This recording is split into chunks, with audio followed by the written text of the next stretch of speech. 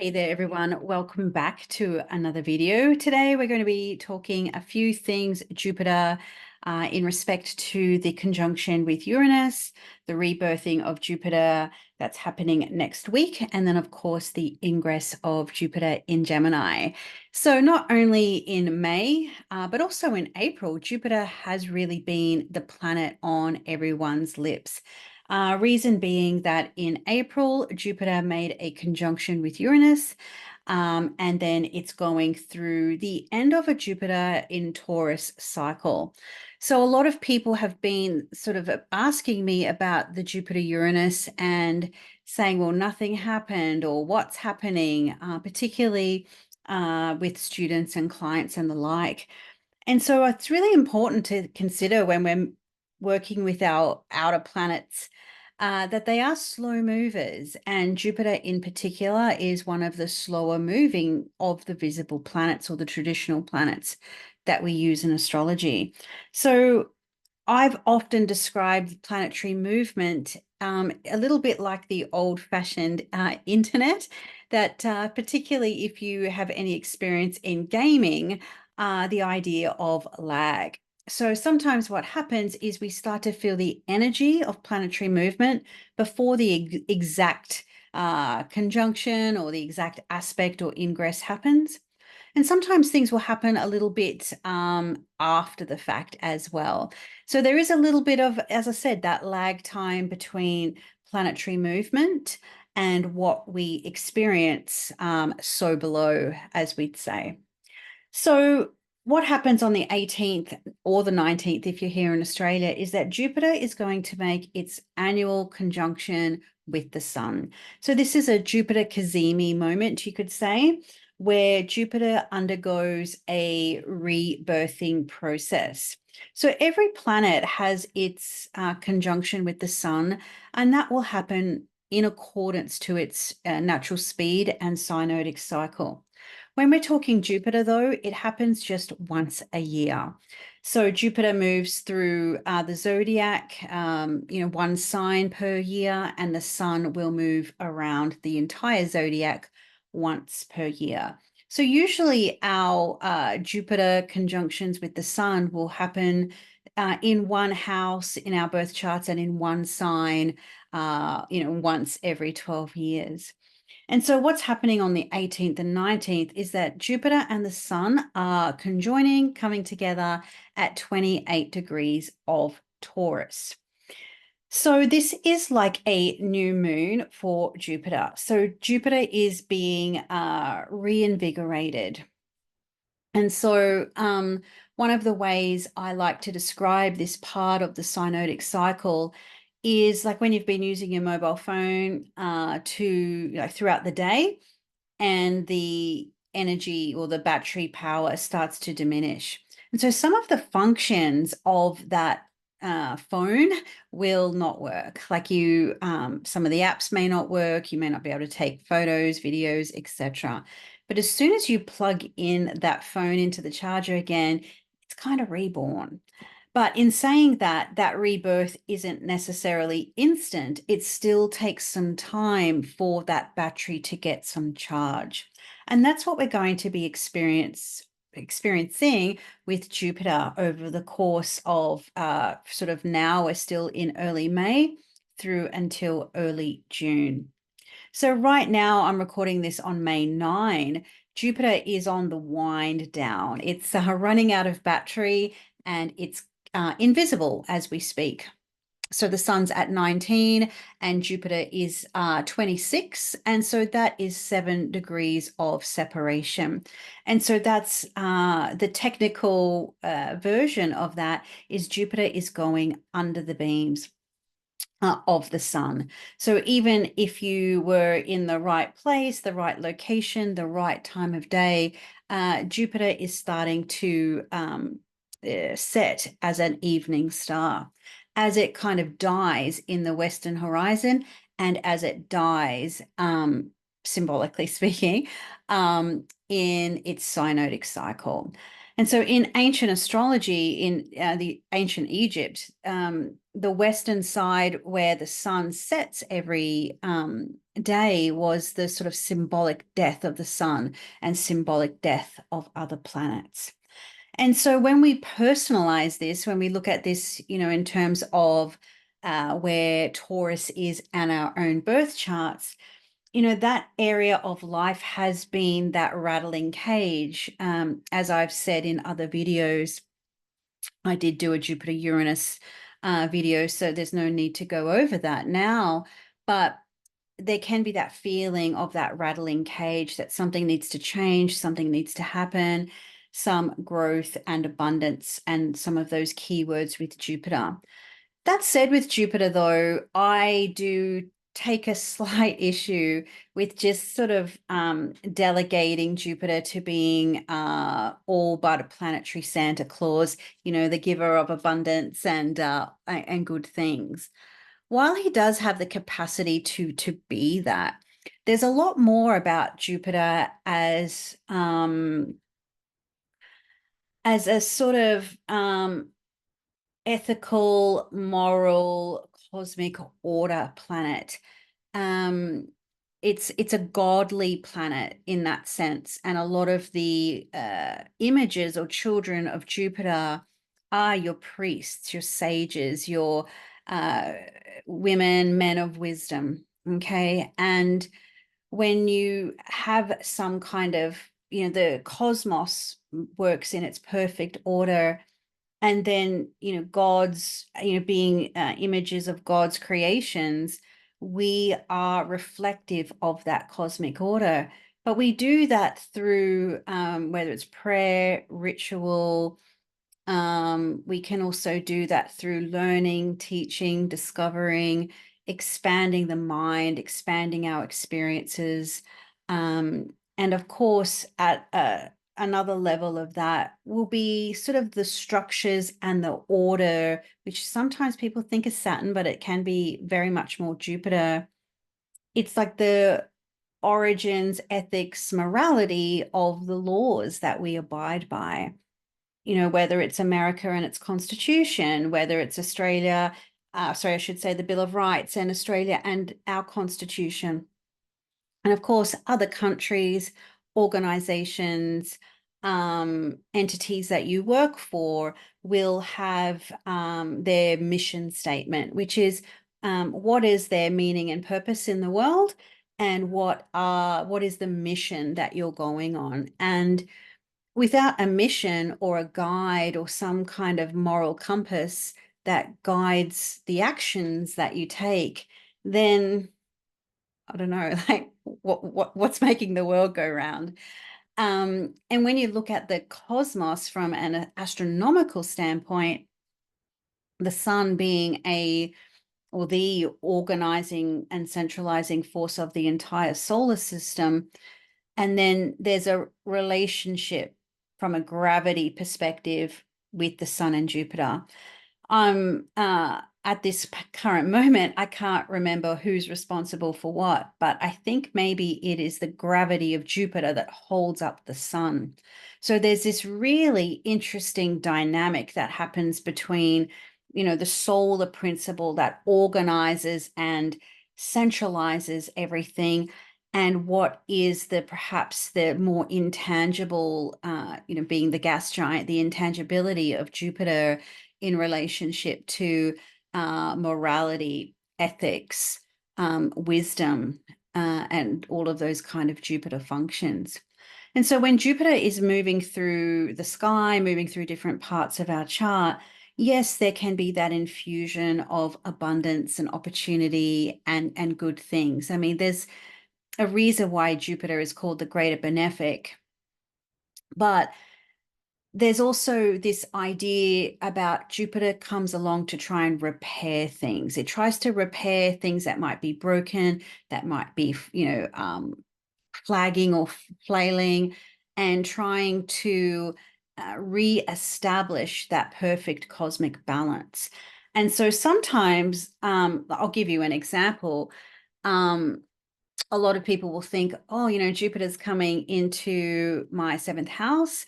this is great because I'm having marital issues and Jupiter's just going to come along and bless my marriage. I'm not married, but I'm just talking generally here.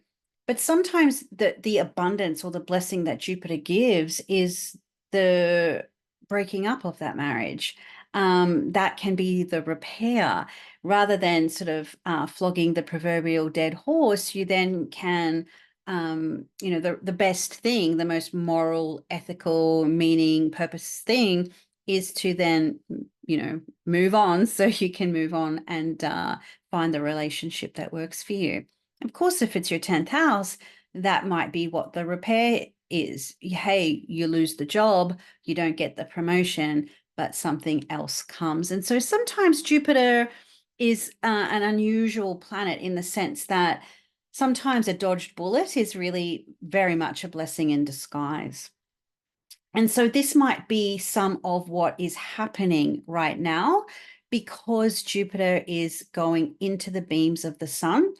It's invisible. And when a planet is invisible, it is unable to, it's less able to bring forth whatever it signifies. So, the juice worth the squeeze, not so much when Jupiter is hidden. So, we've just had a new moon in Taurus, and a big part of my own personal new moon in Taurus work and what I was doing in my recent new moon workshop, because we decided to not do it with the eclipse, is the idea of this as also being an ideal time to reflect on the 12 months that has been Jupiter in Taurus, and perhaps even more so still, the 7 years almost of Uranus and Taurus. And so this year may have repaired some of the fracturing or some of the sort of disjointedness of what Uranus in Taurus can be. And so as Jupiter comes into this position of Cazimi, it is being reborn, okay? It is coming with that battery power of the sun, getting recharged. A friend of mine just took a interstate trip in the US, and I heard about all her adventures finding Tesla charging stations.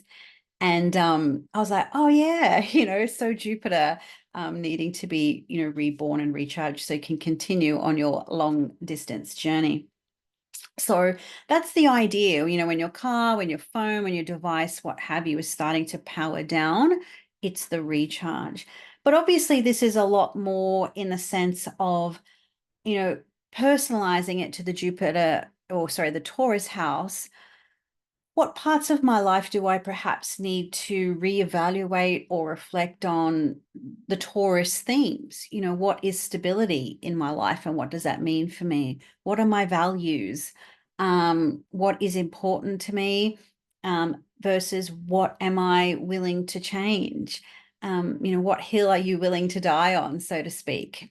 And Taurus, being the cow, it does not want to change easily. And so this can be a really helpful time to reflect on the year that's been and kind of go, well, I didn't make a move here. I should have made a move there.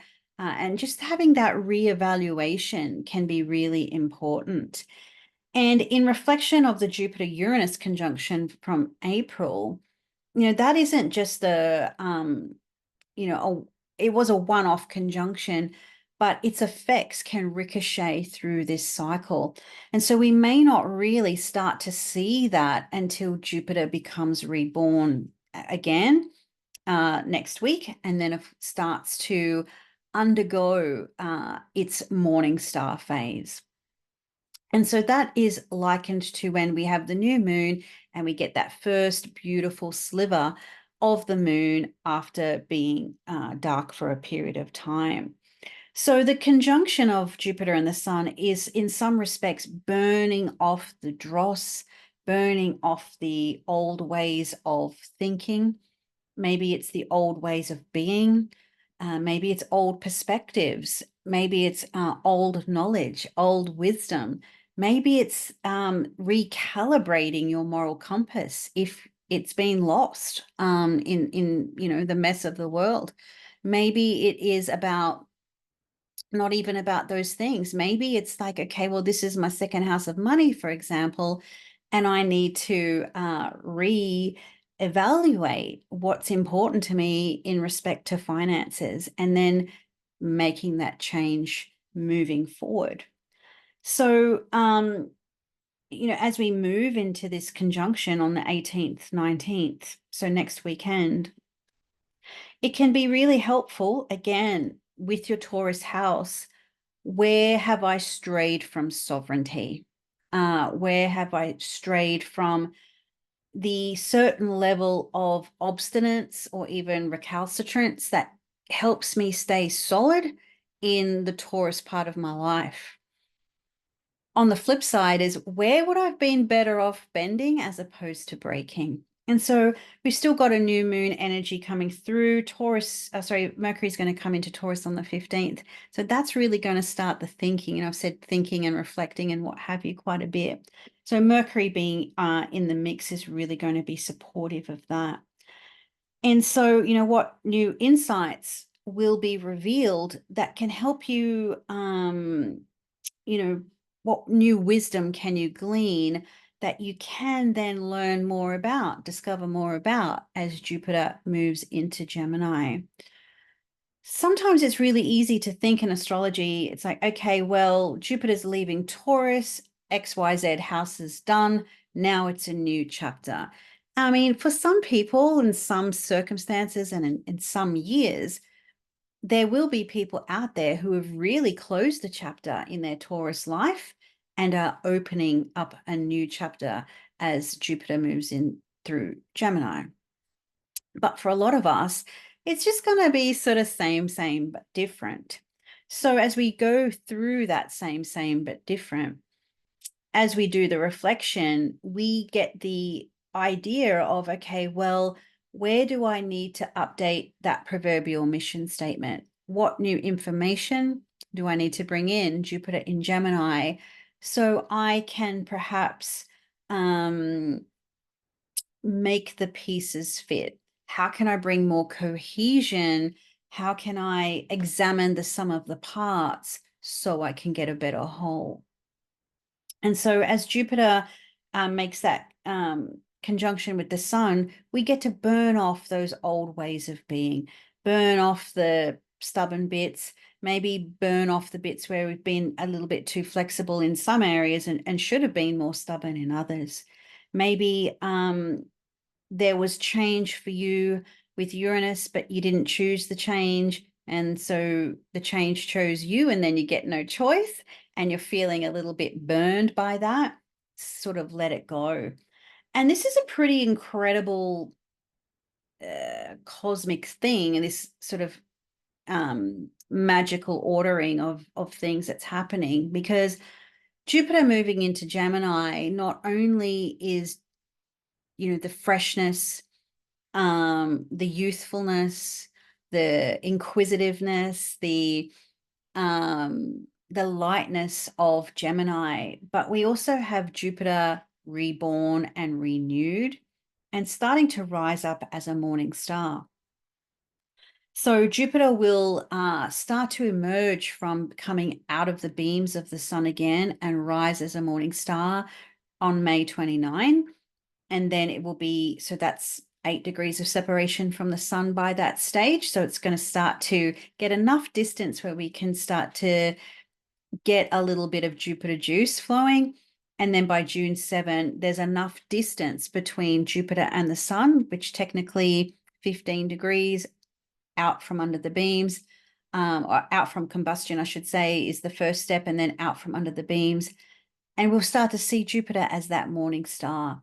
And so not only is that very empowering for Jupiter, but it's almost like, yeah, it's safe enough to take the phone off the charger and use it a little bit, or unplug your Tesla and drive a little bit further along. So, Jupiter is going to be renewed in its synodic cycle, and it's moving into a sign that is also fresh. It's new, it's curious, it has this multiplicity of thought to it. So there's a real burst of energy coming through with Jupiter in Gemini. And yes, there are the detriment pieces. There are Jupiter moving through Mercury's sign is not the most comfortable place for Jupiter. And those are topics I'm going to be diving right into in my webinar that's next week. So I'll be putting a link in the description below where you can find out more about that and sign up if you wish to. So what's really potent about Jupiter moving into Gemini, emerging from the combustion and the beams, is that as it does, it's going to trine Pluto. And so this is really potent and powerful for many reasons. We've got Jupiter, benefic, making a Jupiter form, like a trines are said to be of the nature of Jupiter. So there's this free flowing of connection between Jupiter in Gemini and Pluto in Aquarius, which is just stationed and is retrograde now as it moves back into Capricorn in September. So there's something about the potency and the power of this Jupiter in Gemini. Obviously, you can personalize it to your houses in the birth chart. So for me, Gemini is 1, it makes Aquarius 9. For you, you might be Aquarius might be your 4th house, and Gemini is the 8th. So it might have something to do with joint finance and real estate. Maybe you're joining forces with somebody else. Maybe you are going your own way, as Stevie Nicks once sang. So,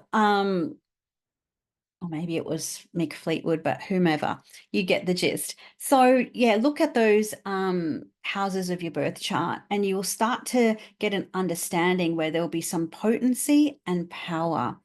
Now, this could be to help you gain new ideas, gain new perspectives, get a multiplicity of information to help you carve out.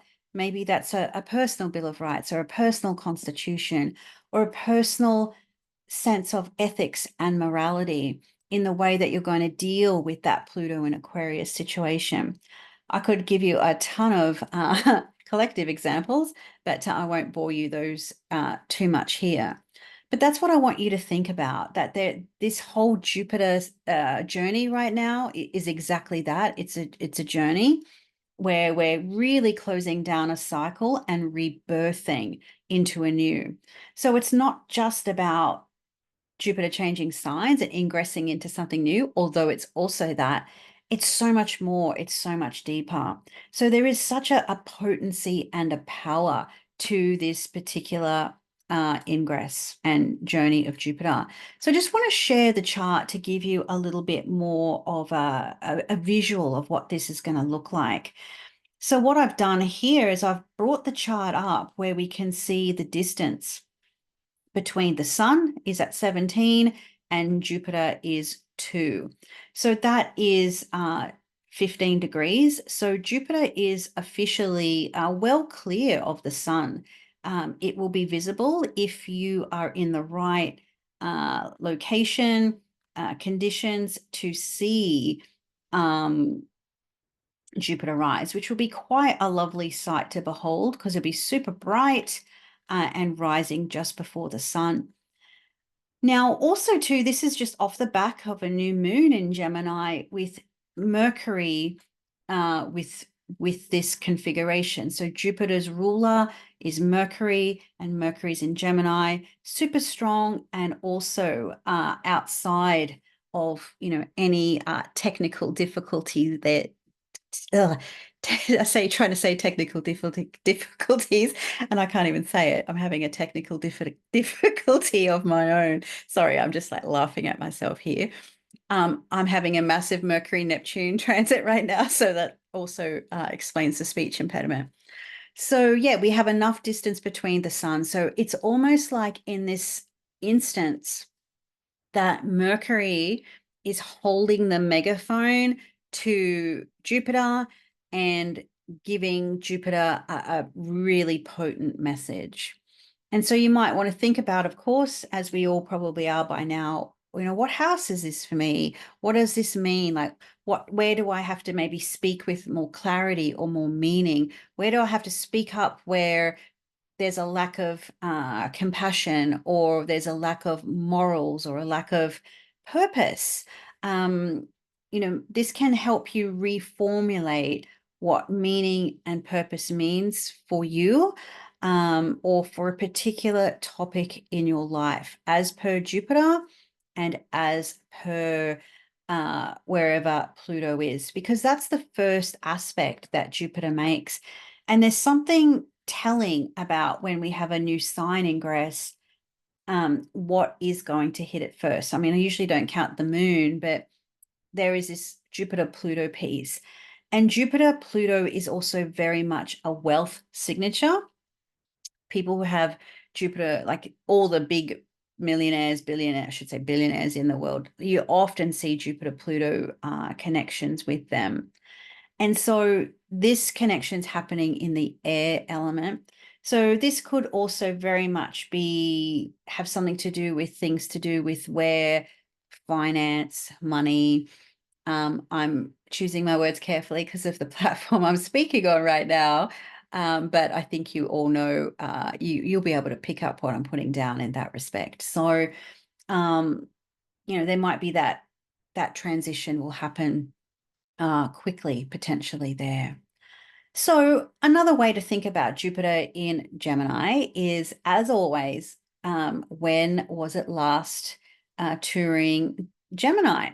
So Jupiter was last in Gemini between June of 2012 and 2013. So that was the most recent tour. Before then was from July 2000 to July 2001. And then the time before that was sort of Jupiter came in and out from, I think it was Gemini, Cancer at that time. I was still just a baby. But I remember it. So July to November of 1988. And then Jupiter came back into Gemini, March 89 to July 89. So basically, you're sort of working back through multiples of 12. So you're looking at roughly 1977, roughly 1965. Just keep on going back in multiples of 12. And then you'll get a solid idea of those Jupiter in Gemini babies. And there's quite a few of them. Some of my favorite people, when I went through the list of celebrities, Jupiter in Gemini. And one of the common threads I see with them is that they have this very good ability to play a multitude or a multiplicity of different roles. And, some things that are quite interesting, Trent Reznor, for example, of Nine Inch Nails, very that industrial rock, Prince of Darkness of the 1990s, and then, went on to win an Oscar for a movie score. So being this sort of outsider rebel, then in the sort of club of the Oscar people. So, very different, a lot of multiplicity in that respect there. J.K. Rowling has Jupiter in Gemini, but also does Daniel Radcliffe, who was Harry Potter himself. An interesting Barbara Streisand, she's sort of done all the things, the singing, the dancing, the acting. I mean, you can just Google it and have a look at all the Jupiter in Gemini celebrities, and you'll often see just how an individual will portray their energy. And of course, it's going to depend on a lot of chart factors, but another one that really stood out to me was, Jerry Seinfeld, one of the biggest Jupiter comedians, mercurial of all time. Ben Stiller, he's a comedian. Barbara Streisand, as I've already mentioned, she's done a fair share of funny things. John Cena, like he's a bit of a comedian in of himself. So we will see those type of archetypes come through, the comedians, the tricksters, I don't think Ricky Gervais has Jupiter in Gemini. I know he's a lot of Taurus Cancer, but his Jupiter placement escapes me, but it mustn't have been in Gemini, or else I would have picked that one up. Buffy the Vampire Slayer, what was her name? Sarah Michelle Gellar. So you often sort of see people playing out of these world type of roles, because Jupiter is the planet that's trying to bring some cosmic order and balance and repair, and this high tide raises all boats. But Mercury is the planet that goes, into all of the realms and seeks to disrupt that cosmic order, seeks to separate and throw that sort of bullet in the fire, so to speak. And so you will see people who have Jupiter in Gemini be that person sometimes, be that disruptor of the order, be the person that kind of seeks not necessarily to be disruptive for disruptive sake, but when you have, this kind of established order, and then the Gemini or the Mercurial type comes along and says, yeah, but why? Like, why did you do this? Or why is it like that? Fact checking, for instance, kind of can be good, but it also can be disruptive to whomever wants a certain cosmic order, if you get my gist there. So I could, being a natal Gemini, sorry, Jupiter in Gemini, I could talk about this for a really long time. I hope I haven't, made your eardrums bleed for too long. But if you would like to join me on the webinar, do feel free. I'd love to see you there. And of course, if you do want more, deeper astrological discussions as the astrology happens, the Golden Circle is definitely the place to do it. That's my astrology sort of community membership. And then, of course, on June 6th is when my next enrollment for my Contemporary Astrology Program begins. So enrollment's open now, so you can join in. And it's the year 1 of 2 years of learning astrology with me. So it is a combination of a multitude, Jupiter and Gemini, a multitude of different astrological techniques. So I'm not exclusively Hellenistic. I'm not exclusively medieval or psychological. I've got a blend of all of them. Very Jupiter and Gemini, I know. And one thing that feedback I get a lot on my teaching style is the ability to take the technical and bring the philosophical to it. So you don't get bogged down in the data, and you don't get bogged into the philosophy where you can't kind of work with that. So again, I'll pop a link below where you can read more about it. If you've got any questions about the Contemporary Astrology Program, the webinar, or even the Golden Circle, or anything at all, do pop those in the comments below. I really do appreciate that you do take the time to watch my videos, and even more so when you leave a comment or like, or subscribe even too, if you would like. I don't ask for those things. It's not really my style, but if you want to, I'm not going to stop you. So I really do hope you enjoy this video, but more so enjoy the renewal of the Taurus part of your life, and the ability to figure out what's really valuable and what's really important to you, and make that a sense of mission and purpose in your life. So until next time, have a great week.